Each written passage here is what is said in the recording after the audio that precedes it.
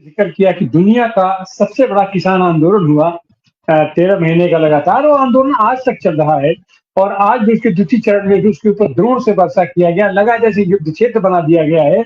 और उस आंदोलन को खत्म करने के लिए इन्होंने खुद वहां जाकर के समझौता हुआ, सारी बातें हुई और आज तक उस समझौते की कोई, तो आखिर किस पर भरोसा करे हमारी जनता। हम हमारे साथ पाकिस्तान संघर्ष समिति के साथी हैं गुरप्रीत सिंह संघा जी, आपकी टिप्पणी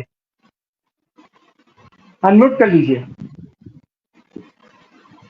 अनम्यूट कर लीजिए। सत श्री अकाल, राम राम। विश्वास की जहां तक बात आती है इन पे, तो हम तो वो लोग हैं किसान आंदोलन 1 और 2 वाले, जिन्होंने इनका विश्वास कर और फिर इन पे विश्वास ना कर दोनों चीजों में हमने खामियाजा भुगत लिया है। जब इन्होंने कहा था, हार मानी थी कि हम तो तीनों कृषि कानून वापस लेना चाहते हैं, आप यहाँ से उठ जाइए, तो हमने कहा था नहीं, जब तक आप लोकसभा में नहीं पारित करेंगे, राज्यसभा में पारित नहीं करेंगे और उसके बाद गजट में नहीं छप जाएगा प्रेसिडेंट साहब की ओके के बाद, तब तक हम नहीं उठेंगे। तो हमें इस पे विश्वास नहीं था मोदी के ऊपर, और हमारी वो बात सही साबित हुई। तो एक तो जहां हम इस पे अविश्वास करके बैठे रहे, तो गजट पास हुआ, जब गजट में आ गया छपकर तो हमने लिया, और उसके बाद जो हमने विश्वास कर लिया इनकी चिट्ठी पर कि ये बाकी 10 कानून की जो बातें थी, चाहे वो बिजली कानून था और भी चारे एमएसपी के लिए कमेटी बननी थी, हमने जो विश्वास किया, उस विश्वास का ये असर हुआ कि चुनाव आने तक जब स्थिति नहीं सुधरी तो हमको दोबारा बॉर्डर पर जाके बैठना पड़ा। और अब हम आज हमारा 22 तारीख को 100 दिन हो जाएंगे इस आंदोलन को चलते भी, जहां ये कहते हैं कि किसान मेरे भाई हैं, पंजाब हरियाणा के मेरे भाई हैं, हमारे हैं, तो वहां पर इस बार पहली बार हुआ है कि आंदोलन के अंदर हमारे छोटे भाई शुभकरण के ऊपर गोली मारी गई है, एक्सपायर्ड अश्रु गैस के गोले चलाए जाते हैं, वहां पर जो श्रैपनल क्लस्टर बॉम्ब्स होते हैं वो छोड़े जाते हैं, और एक इमरजेंसी की सिचुएशन ले आई जाती है जहां पर कि देखा जाता है कि आपकी हर तरीके के हक को मार दिया जाता है। तो विश्वास और अविश्वास इसके ऊपर हमने दोनों करके देख लिया है। लेकिन समस्या एक है कि देश का एक बहुत बड़ा एक वर्ग, जैसे डॉक्टर संदीप ने कहा कि वो भोला है, जनता भोला भी क्या, वो भावनाओं में बह जाता है, फेस वैल्यू पे ले लेता है। उन्होंने 2-3 दिन से कहना शुरू कर दिया मैं हिंदू मुसलमान की बात नहीं करूंगा, लेकिन उनके आज से ही वीडियोज आने लग गए हैं, वो खुल के हिंदू मुसलमान कर रहे हैं। सबने उनके इस इंटरव्यू की बात को तो हाईलाइट कर दिया कि हिंदू मुसलमान वाली बात है, एक बात को अभी तक हाईलाइट नहीं किया है, उसके बिल्कुल fag end of the video, if you can listen properly, उसमें आता है, अब तो मुझे लगने लगा है कि मेरा जन्म मेरी माँ की कोख से हुआ ही नहीं है, शायद मैं धरती पर भेजा गया हूँ। इससे वाहियात 2 कौड़ी का घटिया इंसान ही होगा जो ये बात कर देगा। मुझे तो गाली देने में भी कभी पब्लिक मीडिया पे लोग कहते हैं थोड़ी मर्यादा बना के रखिए, तो मर्यादा इनकी मर्यादा हमारे जूत पे आज के बाद, जब हमारे बच्चों को गोली मार रहे हैं तो हम तो कोई झूठी मर्यादा नहीं रखेंगे। जो आदमी अपने मुंह से ये कह दे मैं तो अवतरित हुआ हूं, मैं अवतार हूं इस धरती पे, और आप देखिए उसको सारे कह रहे हैं, ये देखिए कितना भोला आदमी है, कितना सिंपल आदमी है। तो ये मीडिया का दोष है, इसके ऊपर विश्वास अविश्वास की बात इस शख्स के ऊपर, इस सरकार के ऊपर बिल्कुल ना की जाए। और जो एमएसपी के ऊपर कमेटी बनी थी उसके टर्म्स ऑफ रेफरेंस जो होते हैं वो अभी तक नहीं बनाए गए हैं। कमेटी तो बाद में बनेगी, उसके ऊपर बाकी अध्यक्ष उसका कौन बनेगा, मेंबर कौन होंगे, बट वो टर्म्स अभी तक नहीं सेट किए गए हैं। हर चीज के अंदर इनके यहाँ दोगलापन है। और वो चाहे हम किसानों की बात कर रहे थे, छोटे व्यापारी को आप देखिए, उनको जिस तरह जीएसटी के तहत हरास किया जा रहा है। आप 2 महीने बाद एक खबर लगाते हैं जीएसटी फिगर्स बढ़ गए, जीएसटी फिगर्स इसलिए बढ़ गई, महंगाई बढ़ गई है, आप ज्यादा टैक्स वसूल रहे हैं उसके ऊपर। तो ये फिगर जिस चीज का ये महिमा मंडन करते हैं, आप उसकी अगर परत उधेड़ेंगे तो आप जानेंगे कि अपनी किसी कमी को ये इनडायरेक्टली रूप से आपके आगे प्रस्तुत कर देते हैं और हाईलाइट कर देता है उसको मीडिया। अब तो गोदी मीडिया नाम की भी कोई चीज नहीं रह गई है, मेन स्ट्रीम मीडिया कहिए, वो सारे का सारा ही गोदी मीडिया है। जब ये आंदोलन हमारा चालू हुआ, 3 केंद्रीय मंत्रियों से हमारी बात चल रही है, 13 फरवरी को शुरू होना था, 12 फरवरी की शाम को हम तीनों केंद्रीय मंत्रियों से मिलते हैं और हमारे मेन स्ट्रीम हैंडल, भाई रमनदीप मान का Twitter handle, Facebook handle block कर दिया जाता है। अगले दिन, उसी दिन शाम को मनदीप पूनिया का पत्रकार साथी हैं जांबाज, उनका अकाउंट बैन कर दिया जाता है। सारा ट्रैफिक मेरे अकाउंट पर आता है तो सुबह मेरा अकाउंट बैन कर दिया जाता है। और जब पीयूष गोयल को, इन लोगों को अगले दिन ये मीटिंग में बात बताई जाती है तो दे स्मर्किंग मतलब एक कुटिल सी हंसी हंसकर वो उस कागज को साइड पे रख देते हैं।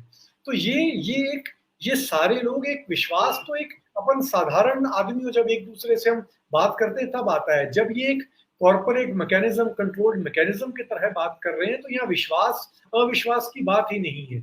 इन लोगों के साथ तो आपको एक व्यापारिक, एक कॉन्ट्रेक्चुअल बात करनी पड़ेगी आज के बाद कि आप ये कॉन्ट्रैक्ट पूरा नहीं करते हैं तो हम अपना कॉन्ट्रैक्ट का हिस्सा पूरा नहीं करेंगे, जिसमें आज हमारे हाथ में और कुछ करना नहीं है तो वोट की बात कर सकते हैं। भाई आपके कॉन्ट्रैक्ट में चेकलिस्ट थी 10 चीजों की, आपने वो कॉन्ट्रैक्ट पूरे नहीं किए हैं हमारे साथ, विश्वास और विश्वास छोड़िए, हम आज के बाद आपको वोट नहीं देंगे, ये उम्मीद की जाती है।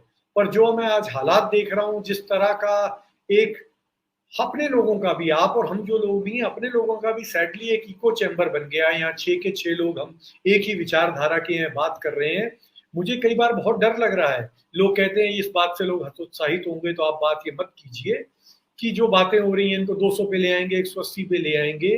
एक हम अपने इको चैम्बर में बात कर रहे हैं, कई जगह जमीन पे ये बात दिखाई नहीं दे रही है। एक कटु सत्य ये भी है, एक बहुत बड़ा वर्ग अभी भी अंधभक्ति में लीन है, उनको सिर्फ मुल्ले टाइट करने हैं, उनको और किसी चीज से फिक्र नहीं होता है कि उनके बच्चों का पोषण टाइट हो रहा है, कि उनके बच्चों की पढ़ाई टाइट हो रही है। राजस्थान में आते ही जो अंग्रेजी मीडियम स्कूल स्थापित किए गए थे गरीब बच्चों के लिए, उनको अब ये कह के कि इसके लिए टीचर नहीं मिल रहे हैं, हम इनको अब हिंदी मीडियम फिर से कर रहे हैं। और जो कहने वाले हैं, करने वाले हैं, उन सबके बच्चे कॉन्वेंट में और अंग्रेजी मीडियम स्कूल्स में पढ़ते हैं। तो आज उनसे कोई ये बात सवाल कर ले, पर सवाल कहाँ करे, किस मीडियम पे करे। पहले आपके हमारे बिहाफ पे बोफोर्स कांड हुआ था, हम उस टाइम स्कूल में थे, बड़े हो गए थे, 11वीं 12वीं की बात है, हम समझते थे। तो जब 10 सवाल जेठमलानी जी इंडियन एक्सप्रेस के थ्रू पहुंचते थे तो कांग्रेस सरकार के पिंडियां कांपती थी उनकी कि कल पता नहीं कौन से 10 सवाल आ जाएंगे, हमें जवाब देना पड़ेगा। और आज सवाल, कल रूबिका लियाकत ने कल सवाल पूछा कि जी मैं बहुत ट्रोल हुई थी 5 साल पहले आपसे पूछने के लिए, लेकिन मैं फिर भी पूछूंगी, आप थकते क्यों नहीं हैं। तो imagine the audacity of the reporters कि आज वो ये बात हमारे मुंह पर स्नब कर रहे हैं कि मैंने तब भी ये पूछा था, मैं तो अब भी पूछूंगी, गो फ्लाई अ काइट, आप लोग कुछ भी कीजिए, आप हम जवाब दे नहीं है। तो ये देश का so called main stream media है। तो इस सरकार पे विश्वास करने का कोई मतलब नहीं रह गया है, इनके वादों पे मतलब कोई विश्वास नहीं रह गया है। अब आज के बाद कम से कम किसान, इन्होंने हमारे ऊपर 144 लगा दी, किसानों ने गांव गांव इनके ऊपर 288 लगा दी। लोग पूछते हैं ये तो आईपीसी में कोई धारा ही नहीं है, हमने कहा ये किसान के लठ की धारा है, ये किसान आपको गांव गांव में नहीं घुसने देगा। और आज वही हालत है। आप 22 तारीख को देखिए, हम चारों बड़े मोर्चों पे, मेन स्ट्रीम मीडिया ने नहीं बताया, लोगों को पता ही नहीं है, शंभू पे, खनौरी पे, डबवाली में और रतनपुरा राजस्थान में आज 22 तारीख को 100 दिन हो जाएंगे, मोर्चे चल रहे हैं इनके खिलाफ और गांव गांव में इनको घुसने नहीं दिया जा रहा है, लेकिन पब्लिक को बताया नहीं जा रहा है। अपने लोगों को अनफॉर्चुनेटली नहीं पता है कि ये मोर्चे इतने, हम 22 तारीख को बड़े जलसे कर रहे हैं, ये बात बताई जाएगी, क्योंकि उसके बाद 25 को और 1 तारीख को पंजाब, हरियाणा, दिल्ली के इलेक्शन है, उत्तर भारत के कई इलेक्शन है, हम अपनी तरफ से बात बताएंगे। अब हम अपना काम इतना ही कर सकते हैं, आप लोग एक ये हमें गोली मार सकते हैं, हम सरकार को गोली नहीं मार सकते हैं। Violence always suits the state, जब अगर हिंसा होगी तो सरकार का ही फायदा होगा, तो हम हिंसा नहीं करेंगे, अपनी बात बताएंगे और उम्मीद है इस बार लोग सुनेंगे। हिट ये लोग हो रहे हैं, इनकी सीटें कम हो रही हैं, अब कितनी हम आप कर पाते हैं, कितने सयाने लोग हैं जो इनके झूठ को पहचान चुके हैं, इनके चेहरे के पीछे जो चेहरा है उसको पहचान चुके हैं। तो देखते हैं अब क्या होता है, लेकिन हमें उम्मीद है बहुत बड़ा इनको डेंट देंगे। और उस डेंट के बाद हरियाणा का इलेक्शन है, महाराष्ट्र का इलेक्शन है, देश की तभी ये 1 नेशन 1 इलेक्शन लाना चाहते हैं, क्योंकि आज की अगर इस चोट के बाद ये हरियाणा में, महाराष्ट्र में उबर नहीं पाएंगे, वहां की इनकी स्टेट गवर्नमेंट जाएंगी और उसके बाद राजस्थान में इनको अपना चीफ मिनिस्टर बदलना पड़ेगा। तो ये उम्मीदें हैं, इनके असत्य और इनके झूठ के चलते भी हम ये उम्मीद रखते हैं और let's hope for the best. मैं सभी साथियों से उम्मीद करता हूँ ये बात हम और अगले 15 दिन लोगों तक पहुंचाएं। धन्यवाद।